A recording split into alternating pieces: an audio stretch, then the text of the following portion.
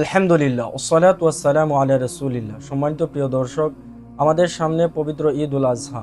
আর ঈদুল আজহা আসলে আমাদের মাথায় একটি প্রশ্ন ঘুরপাক খায় যে কতটুকু সম্পদের মালিক হলে কুরবানি করা ওয়াজিব হবে। আজকের ভিডিওতে মূলত আমরা তা জানার চেষ্টা করব ইনশাআল্লাহ। সম্মানিত দর্শক, কুরবানির দিনসমূহে যে ব্যক্তি প্রয়োজন অতিরিক্ত নেশাব পরিমাণ সম্পদের মালিক হবে তার উপর কুরবানি করা হচ্ছে ওয়াজিব। নেশাব হচ্ছে 52.5 তোলা রূপা অথবা 7.5 ভরি সোনা অথবা তার সমপরিমাণ সম্পদ।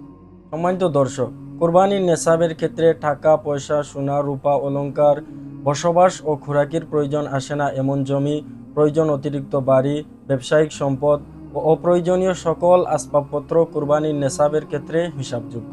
অতএব কারো নিকট যদি পৃথকভাবে 7.5 ভরি সোনা বা 52.5 তোলা রূপা অথবা এ পরিমাণ নগদ অর্থ না থাকে, কিন্তু তার কাছে যদি সামান্য সোনা, সামান্য রূপা এবং সামান্য নগদ অর্থ থাকে, যার সমষ্টি 52.5 তোলা রূপা সমপরিমাণ হয়, অবশ্যই কুরবানির দিনসমূহে তাকেও কুরবানি করতে হবে।